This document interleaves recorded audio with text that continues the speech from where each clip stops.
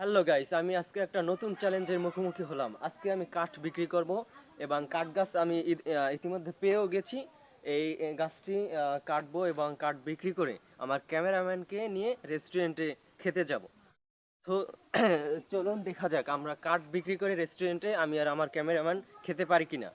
Let's go.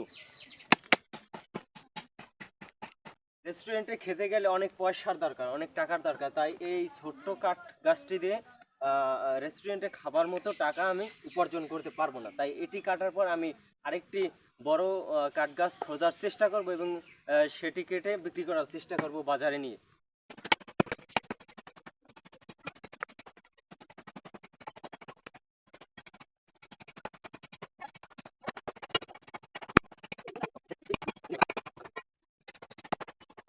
Hello guys, আমি আর আমার cameraman অনেক হাঁপাই গেছি। আমি কাট কাটতে কাটতে হাঁপাই গেছি আর আমার ক্যামেরাম্যান ভিডিও করতে করতে হাঁপাই গেছি।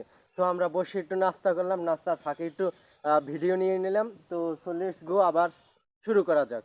হ্যালো গাইস, আমরা নাস্তা শেষে গাছ কাটা এখন শুরু করব। প্রায় কাটা শেষ আর অল্প একটু সময় লাগবে। তো চলুন লেটস গো, কাটা যাক।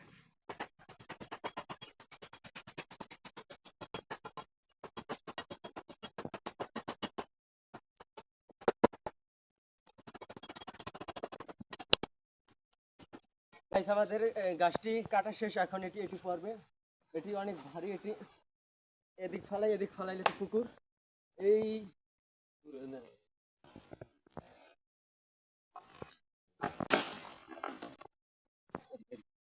গাইস, গাছটা কাটা শেষ, মাটিতে ফালানো শেষ। এখন এটাকে পিস পিস ফাইল ফাইল করে সুন্দরভাবে গুছিয়ে নিয়ে যাক। চলুন।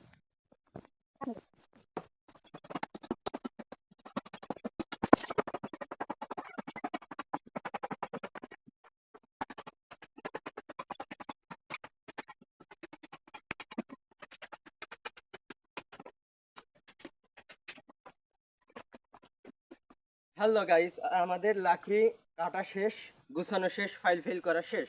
এখন এটি আমরা বেঁধে নেব। বেঁধে নেওয়ার পরে আমরা এটি বাজারে নেওয়ার চেষ্টা করব এবং বিক্রি করার চেষ্টা করব। এখন লাকড়িটা আমরা ভালোভাবে বেঁধে নেব এবং মাথায় করে বাজারে নেওয়ার চেষ্টা করব, বিক্রি করার চেষ্টা করব।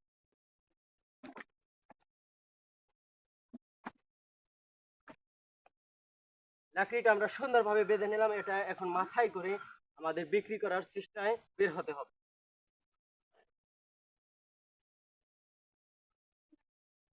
আমরা পেরেছি, শেষমেশ আমরা পেরেছি। 500 টাকায় কাঠগুলো বিক্রি করতে পেরেছি। বাজারে গিয়ে কাঠগুলো বিক্রি করেছি, সেটা ভিডিও মেক করা হয়নি অনেক ঝামেলার কারণে। সো আমরা কাঠগুলো বিক্রি করে 500 টাকা পেয়েছি। এটা নিয়ে রেস্টুরেন্টে খেতে যাব। So let's go. আমার ক্যামেরাম্যানকে নিয়ে রেস্টুরেন্টে খেতে চলে আসলাম। এখন আমরা দুজনে খাবার অর্ডার দিয়ে বসে আছি। খাবার রেডি হইতেছে এবং খাবার খেয়ে আমরা আবার বাড়ির পথে রওনা দেব। সো এই পর্যন্তই আমাদের ব্লগটা। সকলে ভালো থাকবেন। আল্লাহ হাফেজ।